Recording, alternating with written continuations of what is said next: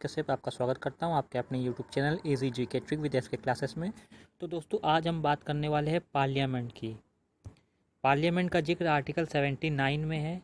इससे पहले जो 78 तक का वीडियो मैं ऑलरेडी बना चुका हूं। जिन्होंने वीडियो नहीं देखा वो एक मैंने प्लेलिस्ट बना रखी है, उसमें जाके आप सारी वीडियो देख सकते हैं।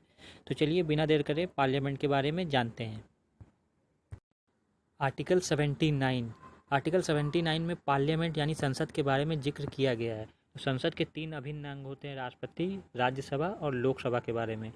राष्ट्रपति के बारे में मैं ऑलरेडी वीडियो बना चुका हूं। तो आज बात करते हैं लोकसभा और राज्यसभा के बारे में। राज्यसभा जिसको कि अपर हाउस कहा जाता है, वहीं लोकसभा को लोअर हाउस कहा जाता है। लोकसभा को दोस्तों एक और नाम से जाना जाता है हाउस ऑफ पीपुल, क्योंकि इसके जो मेंबर्स होते हैं वो इंडिया के लोगों के द्वारा चुने जाते हैं, यानी सिटीजन ऑफ इंडिया के द्वारा चुने जाने की वजह से इसको हाउस ऑफ पीपुल कहा जाता है।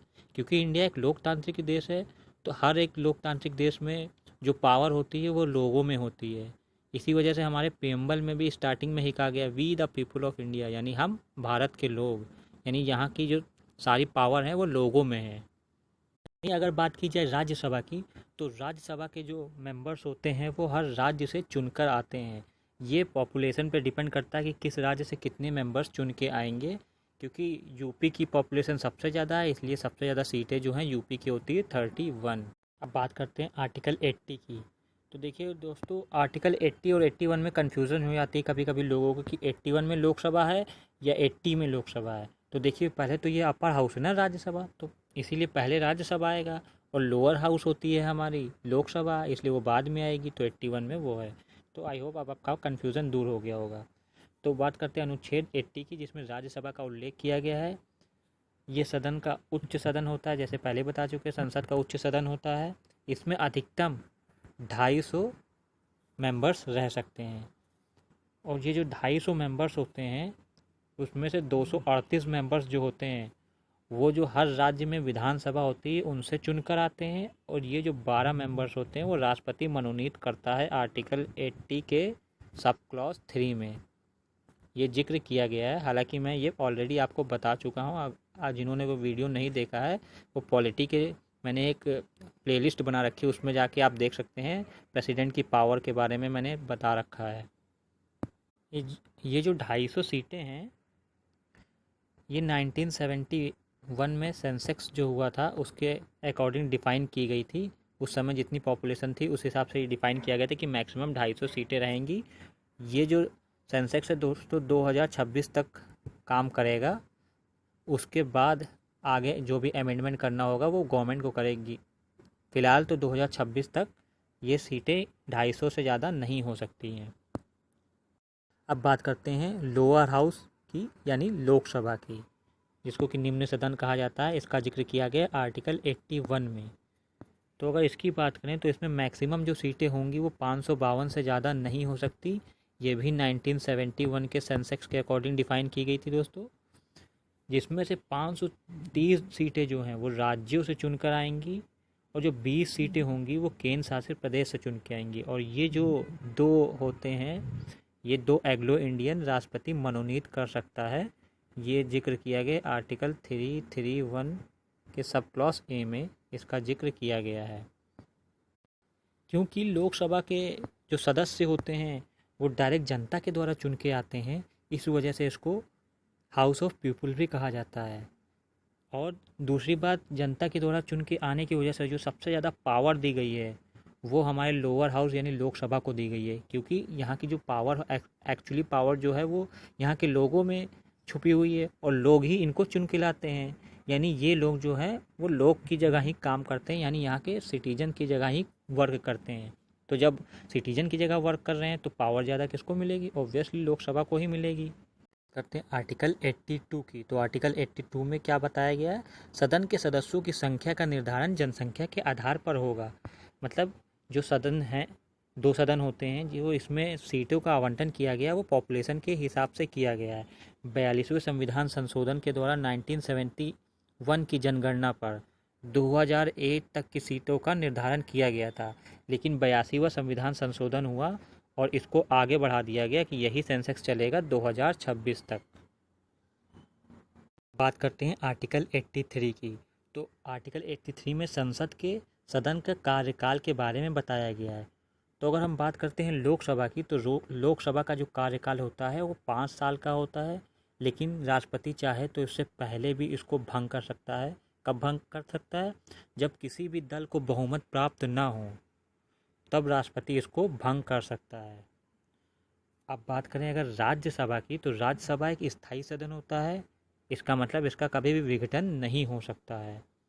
इनके सदस्यों का कार्यकाल 6 वर्ष का होता है और 1/3 सदस्य हर 2 वर्ष में रिटायर हो जाते हैं। मतलब उनका 6 साल का जब कार्यकाल पूरा होता रहता है तो 2-2 साल पे 1/3 जो होते हैं मेंबर्स वो रिटायर होते रहते हैं और उनकी जगह नए मेंबर्स आ जाते हैं।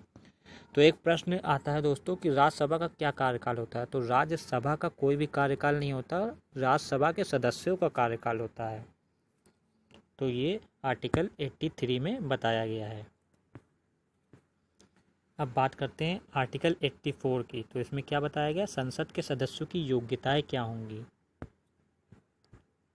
तो सबसे पहले तो वो भारत का नागरिक हो।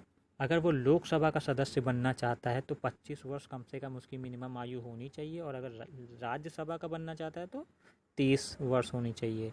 देखिए 30 वर्ष होने की वजह से इसको अपर हाउस कहा गया है, क्योंकि यहाँ पे सीनियर लोग रहते हैं, वहीं इस पर जूनियर लोग रहते हैं 25 ईयर्स ऑफ एज के, इस वजह से इसको लोअर हाउस कहा जाता है। और वो लाभ के पद पर नहीं होना चाहिए, किसी भी लाभ के पद पर नहीं होना चाहिए। ये संसद के सदस्यों की योग्यता के बारे में बताया गया है आर्टिकल 84 में। अब बात करते हैं अनुच्छेद 85 यानी आर्टिकल 85 की। तो इसमें संसद के सत्रवसान और विघटन के बारे में बताया गया है।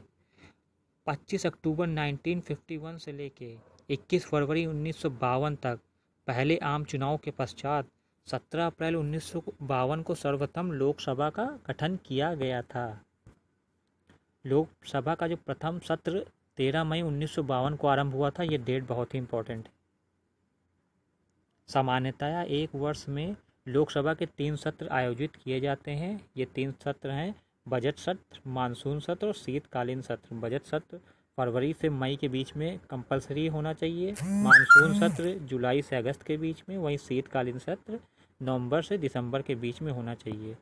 और 2 सत्रों के बीच में 6 माह से ज़्यादा का अंतर नहीं हो सकता। मतलब 6 माह के अंदर अंदर दूसरा सत्र कंपलसरी है बुलाना। और संसद का जो पहला सत्र होता है वो राष्ट्रपति आहूत करता है। अब बात करते हैं आर्टिकल 86 की। तो इसमें राष्ट्रपति किसी भी सदन को संदेश भेज सकता है। अनुच्छेद 87 में क्या कहा गया है? राष्ट्रपति का विशेष अभिभाषण, मतलब राष्ट्रपति विशेष अभिभाषण देता है। जब नई लोकसभा बनकर आती है तो जो पहला दिन होता है उस दिन राष्ट्रपति विशेष अभिभाषण देता है। नए सत्र का पहला दिन पहली बैठक राष्ट्रपति की विशेष अभिभाषण से शुरू होती है। और अनुच्छेद 88 में क्या कहा गया है? महान न्यायवादी संसद के किसी भी सदन में भाग ले सकता है लेकिन वोट नहीं दे सकता। महान न्यायवादी के बारे में भी मैं ऑलरेडी वीडियो बना चुका हूँ, वो भी आपको प्लेलिस्ट में दोस्तों मिल जाएगी। इस आर्टिकल 88 में बस यही कहा गया है कि जो महान न्यायवादी है वो किसी भी सदन में भाग ले सकता है, अपना व्यू रख सकता है, लेकिन अगर बात होती है वोट देने की तो वो वोट नहीं दे सकता, क्योंकि ये जनता के द्वारा चुन के नहीं आया है, ये संसद नहीं है। इसका काम क्या है? अगर कोई गवर्नमेंट में दिक्कत आ जाती है, मतलब गवर्नमेंट के अगेंस्ट अगर कोई केस कर देता है तो उसका केस ये लड़ता है महान न्यायवादी। अब बात करते हैं अनुच्छेद 89 की। तो अनुच्छेद 89 में सभापति और उपसभापति के बारे में बताया गया है। राष्ट्रपति राज्यसभा के किसी भी वरिष्ठ सदस्य को उपसभापति नियुक्त कर सकता है। मतलब जो सबसे सीनियर होगा उसको उपसभापति नियुक्त कर दिया जाता है। और सभापति सभी जानते हैं, उपराष्ट्रपति जो होता है वो राज्यसभा का सभापति होता है। अब बात करते हैं अनुच्छेद 80 की।